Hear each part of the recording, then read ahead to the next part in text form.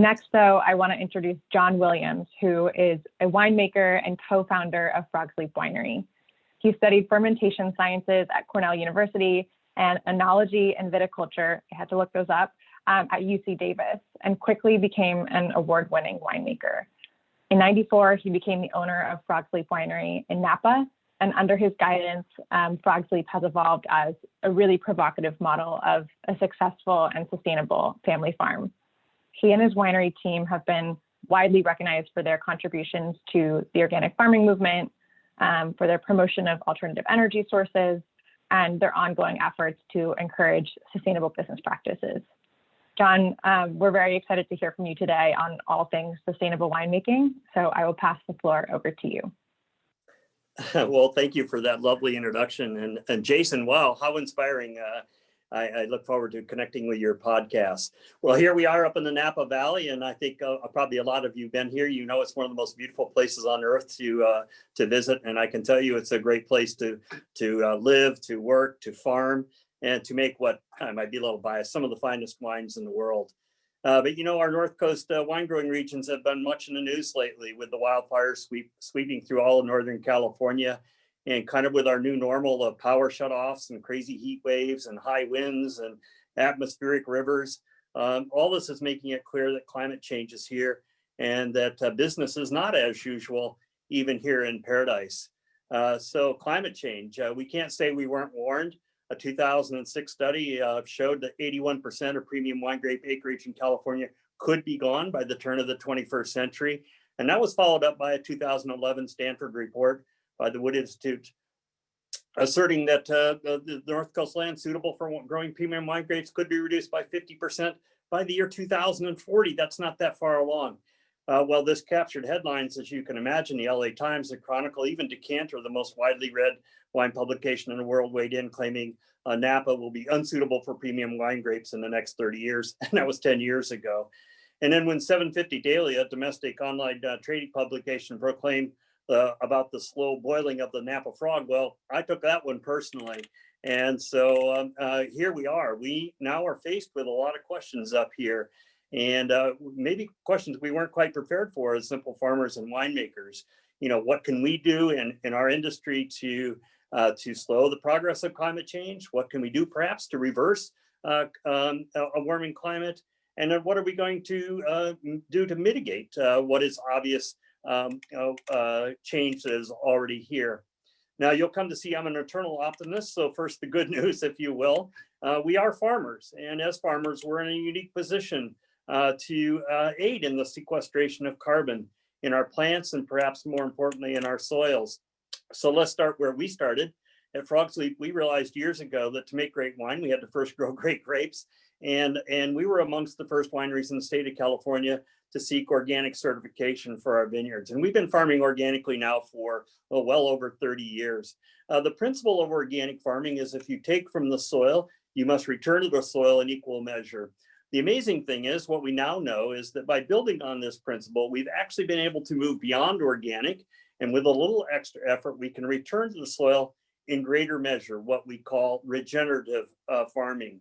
When we restore when we use our in-house compost, when we grow cover crops, when we plant beneficial hedgerows, when we restore our riverbanks and riparian corridors, all surrounding our vineyards, we're farming in a way that regenerates the land. And through these methods, we've been able to return and bank carbon in the soil as organic matter.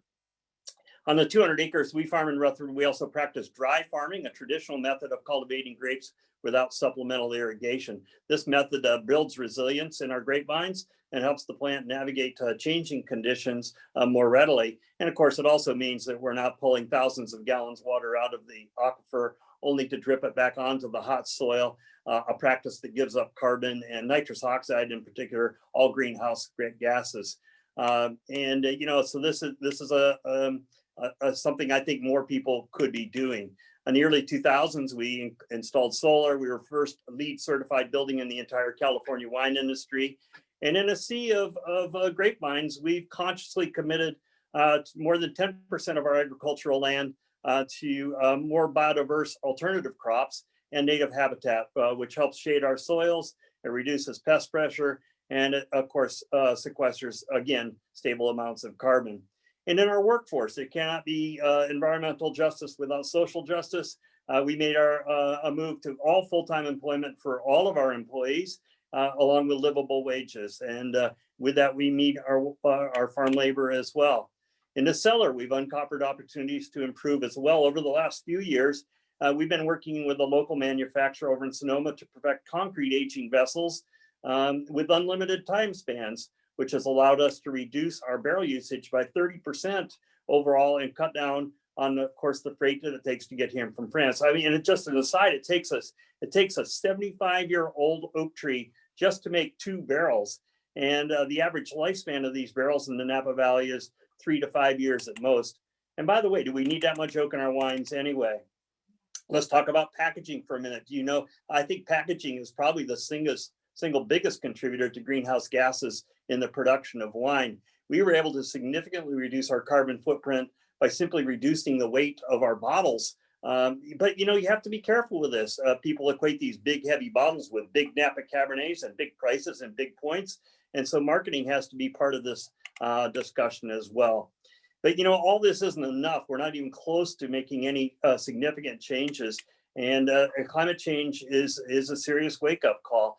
To be out in the fields during harvest and experience the lightning strikes that we had last year, and violent wind gusts, and record numbers of days of temperature over 105 degrees and historically low rainfalls. We need to continue to challenge ourselves and ask what needs to be done. Now, we've been kind of shooting in the dark, and we just recently jumped in with both feet, no pun intended, to definitively audit our greenhouse gas emissions. So we are now in the middle of an annual audit to determine where we are expending carbon. And this is a very, very vigorous process. I can tell you it's already inspiring us to do things that we haven't done before. Can we increase the biodiversity with agroforestry? Can we replace fossil fuels in farming? There's a new electric tractor being developed in the Silicon Valley right now. We hope to be one of the first 4 operations to use one of these electric tractors. Can we capture the CO2 that's emitted during our fermenters during fermentation time? What about the business of wine? Can we use some marketing innovation so we're not traveling so much as kind of an ancient way of selling wine? Can we use the power of the consumer and to make meaningful change there? Can we explore areas of business that are in what we call compassionate capitalism? We're researching becoming a B corporation, for example. Honestly, I think someone who could contribute an honest profit and loss statement and an honest balance sheet would do a great deal to contribute to measuring these things. So we aim to quantify everything from our grape sources to our farming inputs to the number of plane trips and taxi rides on marketing trips and our waste production and everything in between, all in hopes that we can be prepared to meet the challenges and pursue opportunities that are out there. I would guess that just the brain power on this webinar right now, we could come up with dozens of innovations that could collectively make a huge difference. And I say, let's do it. Connect with that podcast or email me, john@frogsleep.com. Let's make something happen here. Listen, this is deeply personal. My family is rooted to this land, and the wines we choose to grow and make here are deeply connected to this specific place. People have said maybe we can move somewhere else to make wine, but might we be able to grow Cabernet in Calgary? Perhaps, but only a fool would expect it to reflect the magical terroir of Rutherford. I want to take a moment to acknowledge there are many others in our community who are doing a number of really progressive wineries, and then several groups, including the Porto Protocols, the International Wineries for Climate Change, the Deep Roots Coalition, Wine Institute, Napa Valley Vintners, Napa Valley Grape Growers. We're all engaging in meaningful dialogue, and even though we may be competitors in some case, we're really joining to do. Imagine what we could do if we could enlist more farmers globally to reject the paradigm of input-based industrial farming and revitalize the age-old and well-tested measures of regenerative organic farming. Not only would we have a healthier, more productive, more sustainable food system that actually fully nourishes our populace, it's estimated by returning carbon to our own nation's farmland in the form of organic matter, we could more than adequately sequester all the excess carbon in our atmosphere. It's way past time to retire the myth that we cannot sustain our nation using sustainable methods. It's not true, and it's by definition self-defeating. Well, now that we're all fired up, I'm sad to say that it isn't enough. There's a lot more to do, but I don't have a lot more time to talk. I want to invite you into my website to read about thinking like a grapevine, because it is unlocking the power of nature that is going to be one of our most powerful tools in fighting climate change. And I could talk to you all afternoon about this. It has changed my life to engage with the ecosystem of the growing vine and to adopt the knowledge of these living sentient plants and this living ecosystem of the plants, because all 12,236 of my grapevines knew climate change was coming a long time ago, and they've already made many of the adaptations that we need. I'll close by saying this: I'm not willing to believe that we cannot collectively find within ourselves the resolve to work together to reverse the worst effects of atmospheric poisoning. I seek the inspiration of the natural world around me, including all of you, and I invite you to come to Frog Sleep, walk in our vineyards and orchards, surrounded by healthy air and abundant life, and be inspired by the natural world. And by the way, we'll have a glass of wine when you come.